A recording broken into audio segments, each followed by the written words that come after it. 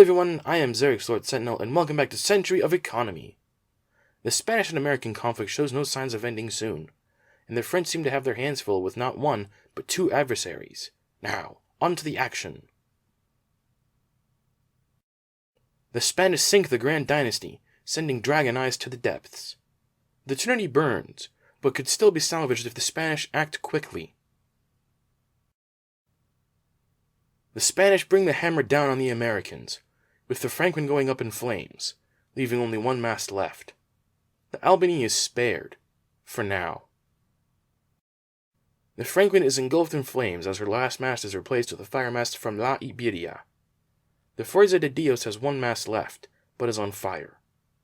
The Spanish are trying to clear a path for her to get home. Maneuvering is tricky, as the Fuerza gains another fire mast while attempting to sail over the wreckage of the now sunk Franklin. The Pequod is on the receiving end of El Rosel's cannons, which have been boosted by the Corsair Majestic. The Majestic has rammed into the Philadelphia, and done no damage.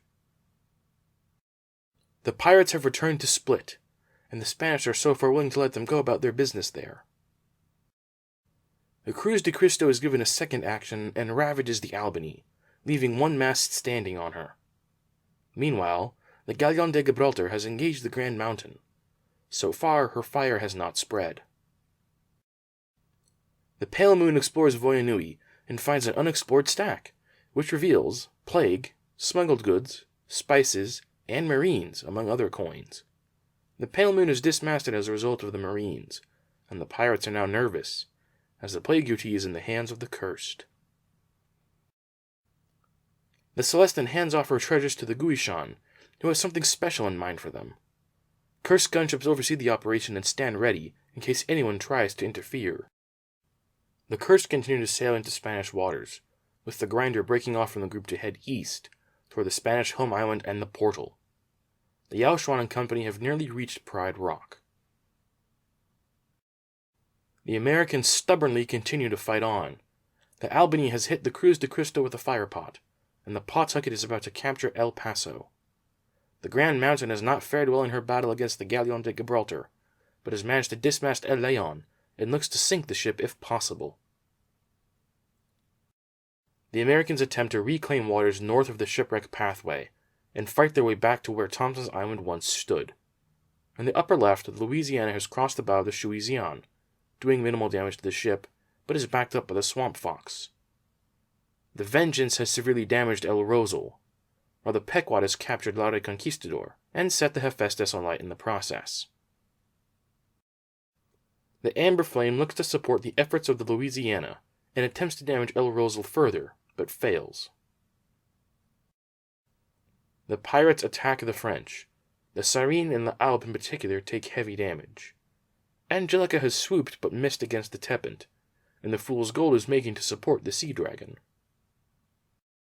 The pirates are reforming their chain leading to Split Island. This time the Cassandra heads off the chain at the island, while the Paradox and Boniles get into position. Interestingly, the Deliverance has sailed south from her position beyond Voyanui and makes for the eastern side of Split, with Pedro Gilbert claiming that the island is pirate territory, heedless of the Spanish presence. At the end of their turn, the pirates launch La Victoire with the captain, helmsman, and cannoneer. Derek the Red now has a ship to call his own once again. Meanwhile, the Zeus and the pirates in general welcome a new commander, the Paraka Vezok, who brings the copying ability to the pirate fleet. With an all-powerful crew already in play for the Cursed, it's fairly obvious what the pirates will copy. The English have placed the LE version of Griffin on the Swallow, along with some other crew, and sent her through the portal.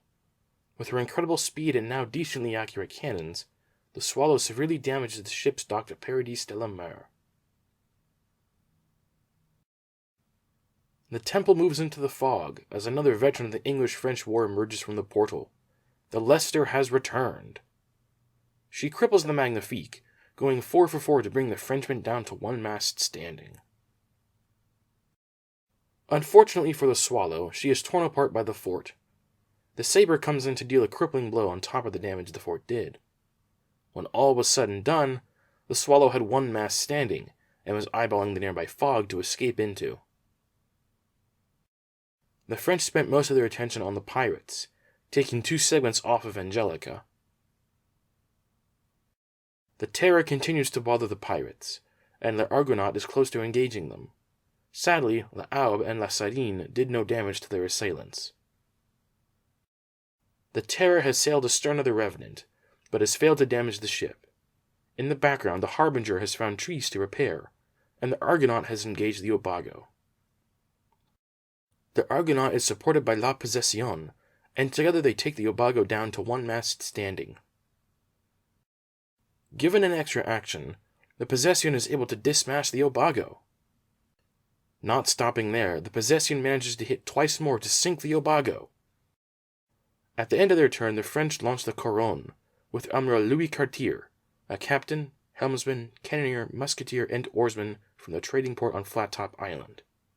Her mission? Drive out the pirates. Storm 3 and Storm 5 merge on the island contested by the Spanish and the Americans. Now, whenever either of their numbers are rolled, the storms will move as one terrain. The mercenary crew of the Hephaestus are evacuated to the Serviente. Osvaldo de Deus Clement is not pleased at the loss of his submarine. The Muerte del Diablo finally puts an end to the Pawtucket, setting her final mast ablaze, and sinking La Vampira at the same time. With a combination of ramming and no small contribution from her cannoneer and musketeer, the Galleon de Gibraltar dismasts the Grand Mountain. The Spanish regroup and repair. La Fuega repairs alongside the Fuerza de Dios, who just made it to the port to put out her fires, while the Trinity has also barely made it back to safe harbor and already has 2 masts back up on the left. In the foreground, the Cruz de Cristo has sunk the Albany and gains another firemast. On the left, Spanish forces crowd in. El Tirador takes the Armada forward, while the Santa Ana is not far behind, in a position to reclaim El Paso. La Serviente sails south and damages the new Constitution, and the Iberia has given the Egan another firemast. However, what the Spanish are most proud of is finally sinking the Pawtucket. At the end of their turn, the Spanish launch the Grand Temple for themselves, giving some of the Bauchuan's crew a new ship to call home. They also purchase additional crew for the Santissima Trinidad, where Commandant Mateo Vasquez has almost finished adding additional cannons. The Curse begin to head west from Spanish waters, with the Yaochuan still submerged, and leading the way with the King Jones, Skinflayer, and Grinder following. The Guashan heads for home, with various cursed gunships hovering about her. She can take care of herself, but the English have several gunships nearby, making the cursed nervous.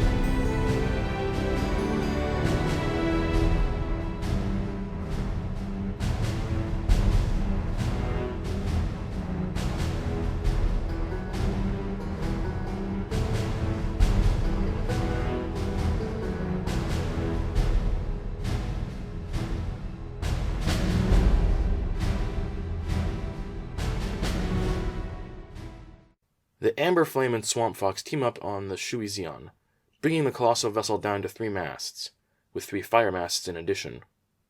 The Louisiana has been towed out of the way, and the New Orleans is likely to pick her up and take her home.